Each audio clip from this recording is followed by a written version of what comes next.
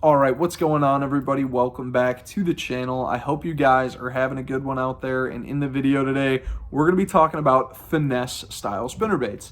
Now, when I say finesse spinnerbaits, I'm not necessarily only talking about the weight of the spinnerbait.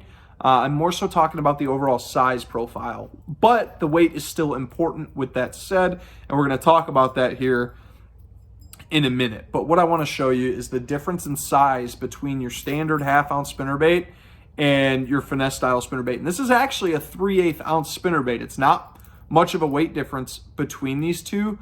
However, you can see that the overall size profile is a huge difference. I mean, just look at the blades on this one versus the finesse style. You can really see that there's a large difference of the size. And that's what I'm more so keyed in on when I'm talking about finesse style spinnerbaits.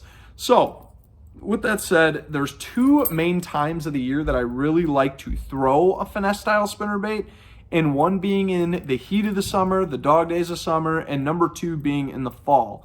So when it comes to fishing these in the summer, I really can't explain why they outshine a regular spinnerbait so much. I think that it's just so hard to get bit that this smaller profile appears more natural and more susceptible to being eaten to bass. So I think that you're just going to get a lot more bites because it's a less intimidating bait.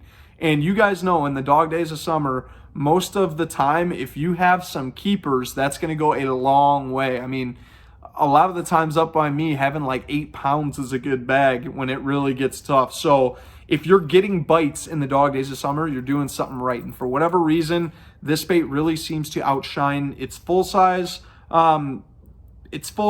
cousin, if you will, the full-size spinnerbait.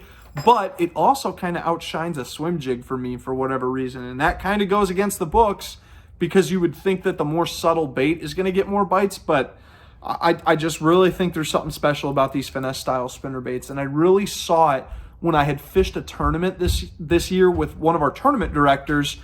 He needed a sub for a different circuit that he was fishing, so I hopped in the boat with him, and he was fishing a finesse-style spinnerbait in a 1/4 ounce, so a very, very light one, pitching it up to shallow cover and just hovering it out. It was absolutely insane. He would throw it up to like dock posts, laydowns, whatever we were fishing, and he'd almost just let the bait pendulum back to him, and the weight of that head was just heavy enough to get the blade spinning.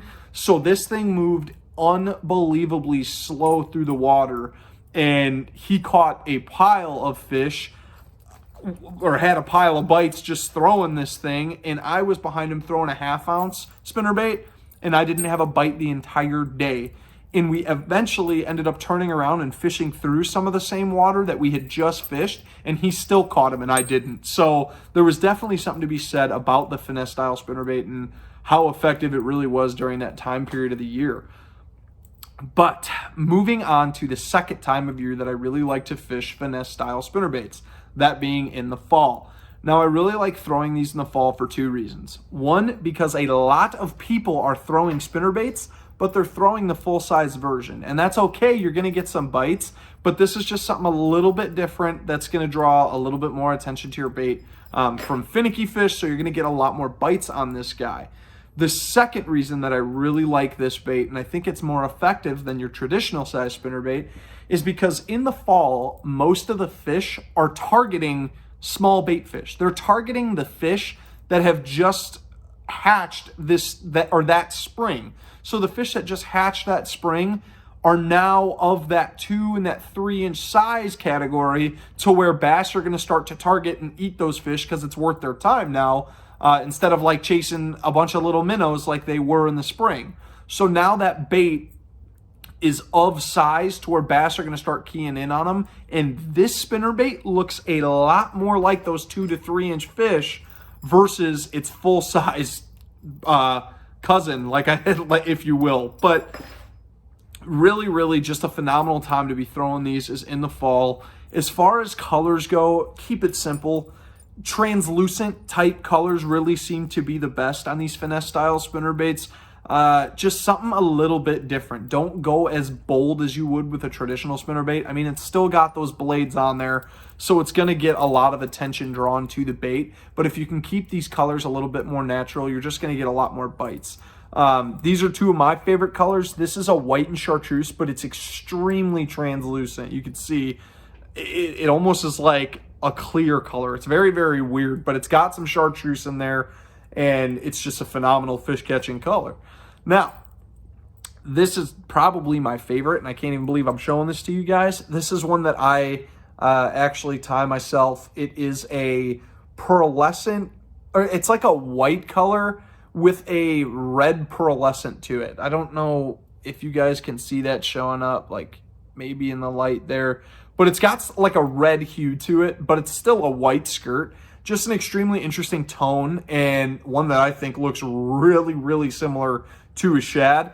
I just have a black back on there, nothing too crazy about that, just some contrast, but you guys get the picture. Extremely natural colors are going to be really key to have on these baits, just because they are finessey at the end of the day. So do me a favor, go down, like this video if you guys like this content, subscribe to the channel.